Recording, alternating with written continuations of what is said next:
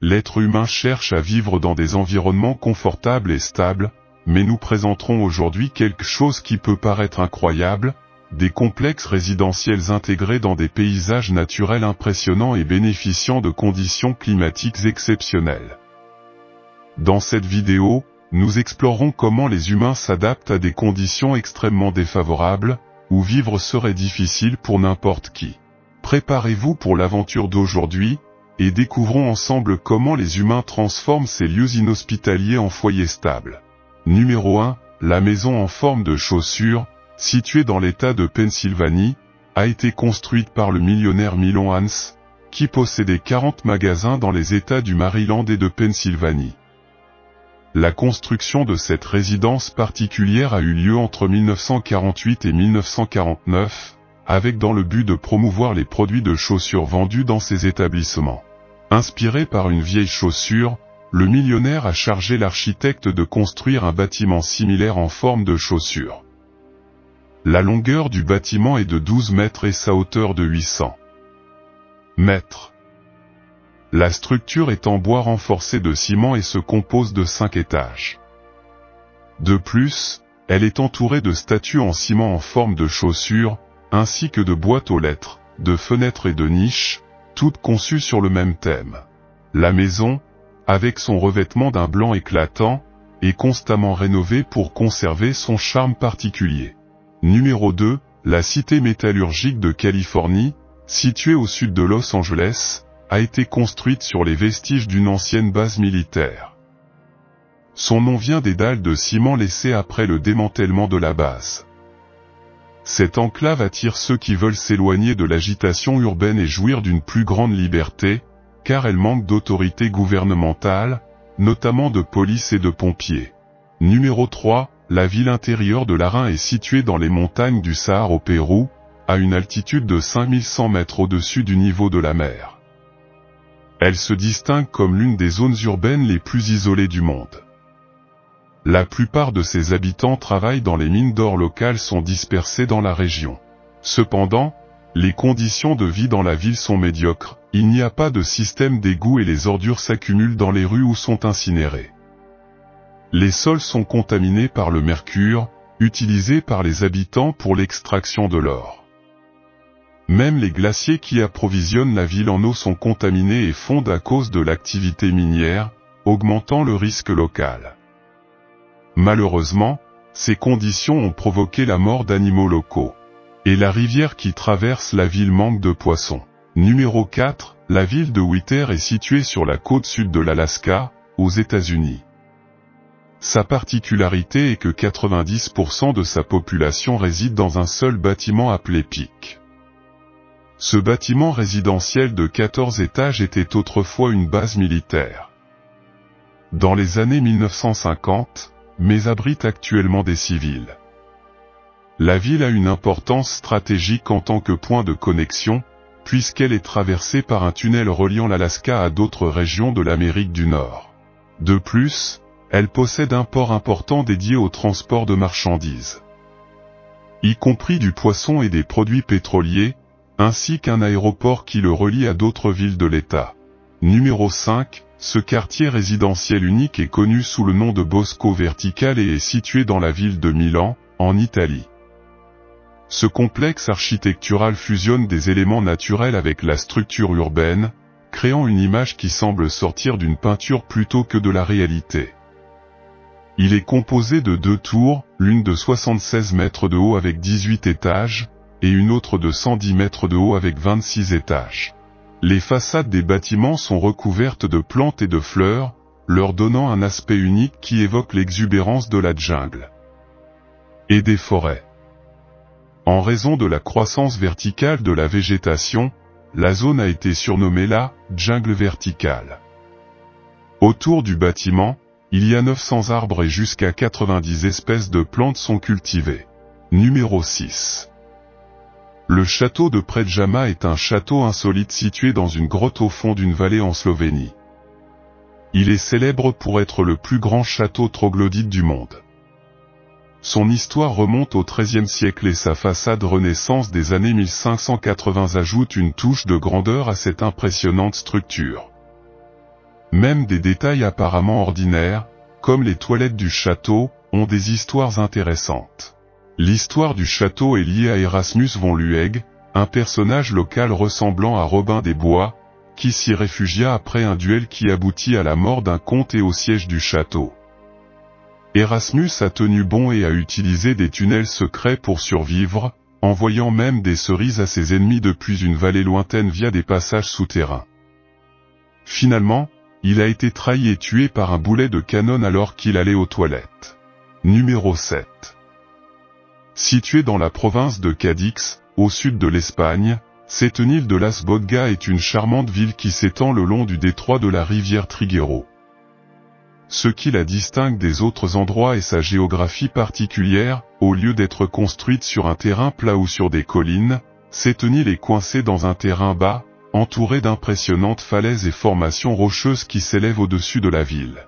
Cet environnement naturel unique a inspiré ses habitants à adapter astucieusement les roches pour en faire une partie intégrante de leur architecture. En fait, de nombreuses maisons ont des toits et des murs formés par les roches elles-mêmes, créant ainsi un paysage urbain vraiment pittoresque et unique en son genre. Se promener dans les rues étroites de Setenil, c'est comme entrer dans un labyrinthe de contes de fées, où chaque coin révèle une nouvelle surprise visuelle. En plus de sa beauté naturelle époustouflante, la ville est ancrée dans l'histoire et la culture, avec une atmosphère qui invite les visiteurs à s'immerger dans son charme andalou traditionnel.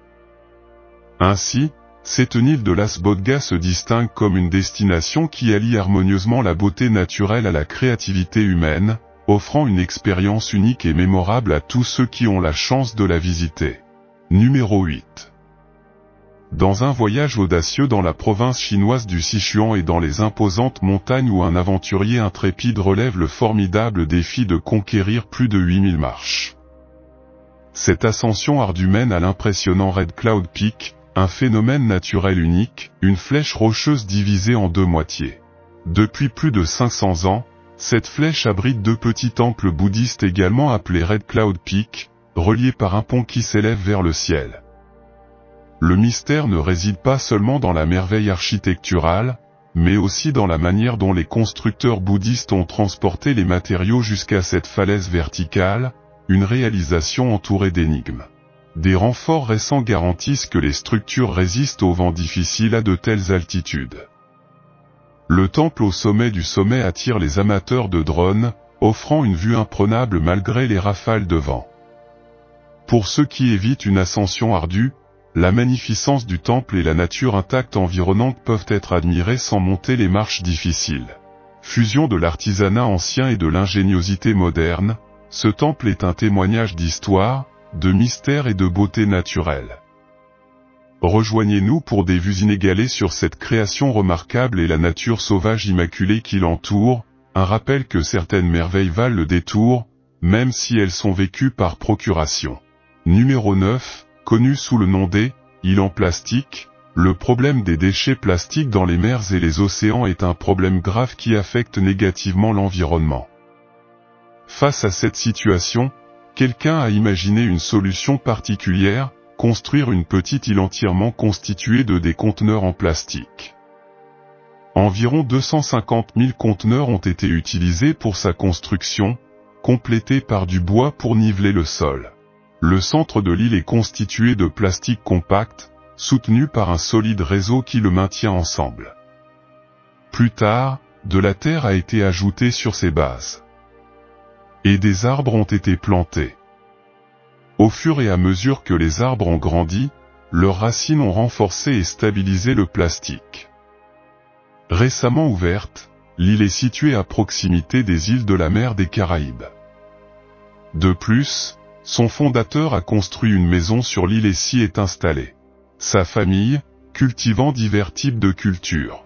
Numéro 10, l'Académie bouddhiste Larungar, dédiée aux enseignements bouddhistes en Chine, a été créée en 1980 et est finalement devenue la plus grande université bouddhiste au monde.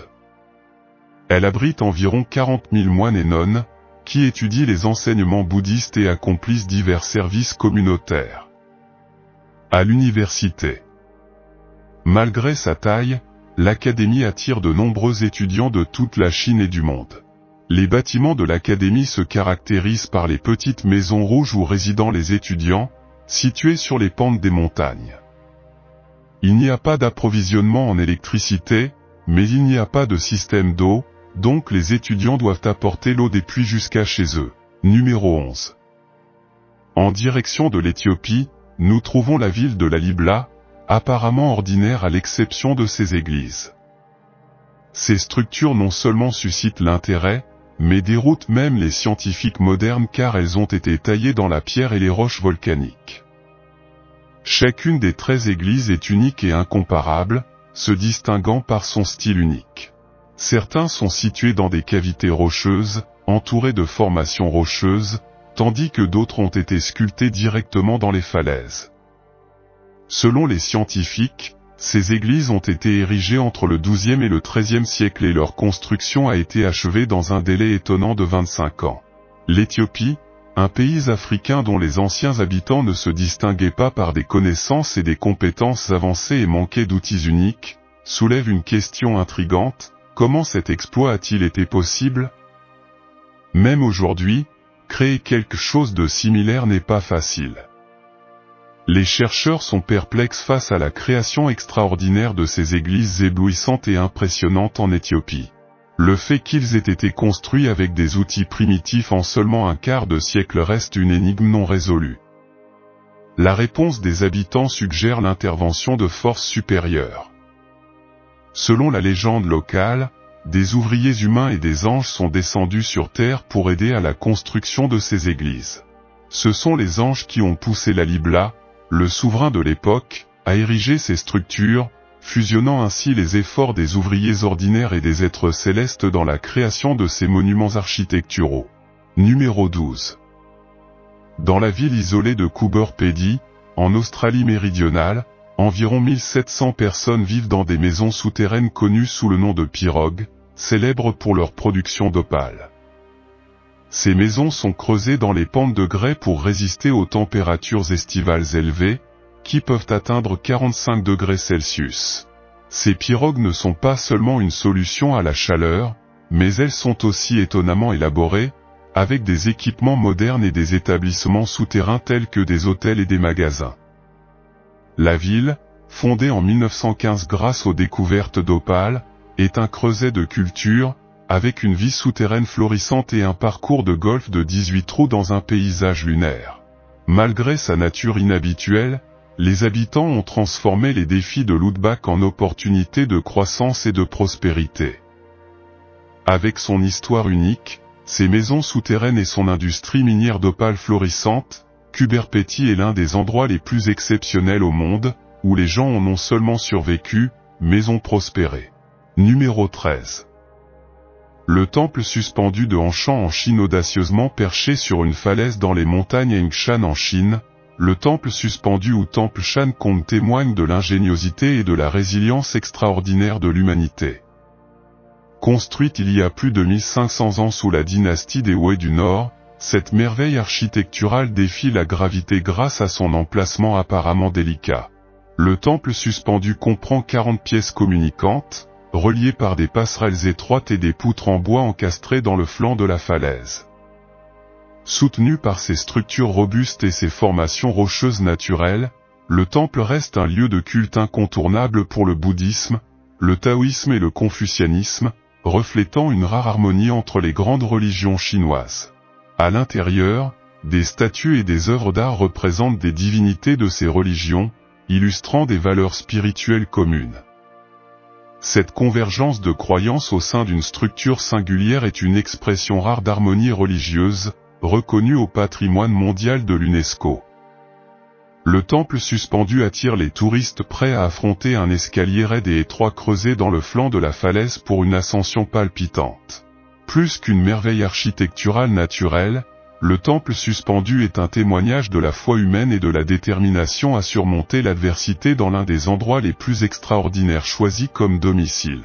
Numéro 14. Sur le lac Tonlé Sap au Cambodge, une communauté inhabituelle d'environ 1 million de personnes vit sur des péniches. Même si cela peut surprendre, c'est une réalité. Ce lac riche en poissons abrite jusqu'à 200 espèces de poissons, offrant un habitat idéal à la fois à la vie aquatique et aux personnes vivant sur des péniches. L'une des zones peuplées du lac compte environ 1000 familles. Même si le mode de vie unique de cette communauté attire les touristes, il soulève des questions éthiques quant à l'intrusion dans leur vie quotidienne. Cependant, les habitants semblent bien s'adapter face aux défis du tourisme avec résilience.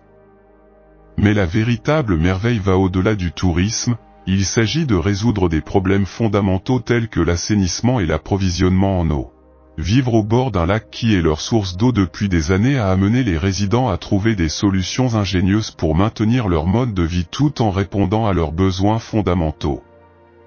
Ces communautés flottantes sont un exemple de l'harmonie entre l'humanité et la nature au Cambodge, où innovation et tradition s'unissent pour prospérer dans un environnement non conventionnel. Numéro 15. Une découverte extraordinaire a été faite par un homme du coin qui voulait simplement rénover son sous-sol.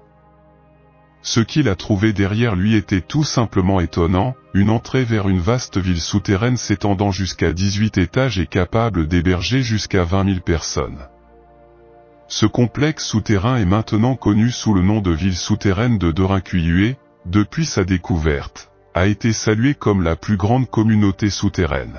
Derinkuyu est situé dans la région historique de la Cappadoce, au centre de la Turquie, connue pour ses formations géologiques uniques telles que les cheminées de fée et la roche tendre appelée tuf.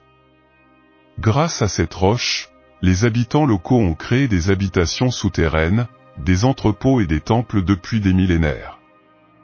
Derinkuyu est le plus grand complexe souterrain, avec environ 40 structures d'au moins 2 niveaux.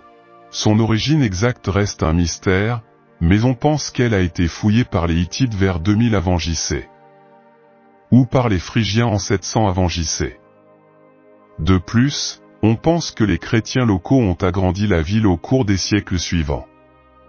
Conçu pour la défense, il comporte des portes en pierre massive et des éléments défensifs. Entre le 6e et le 10e siècle après JC, des éléments d'influence chrétienne ont été ajoutés, indiquant son utilisation comme refuge pour les chrétiens. La ville possédait des zones résidentielles, des entrepôts, un donjon et des espaces tels que des pressoirs et de petites églises, dont une cruciforme.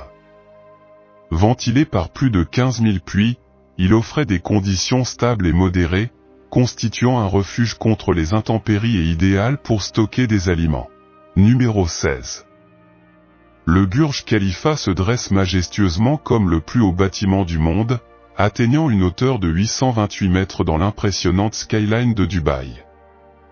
Ce monument architectural surpasse les structures emblématiques telles que l'Empire State Building et la Tour Eiffel. Mais sa grandeur ne s'arrête pas là, établit 6 records du monde supplémentaires, dont la structure avec le plus d'étages, la plus haute plateforme d'observation en plein air et l'ascenseur de service qui couvre la plus grande distance.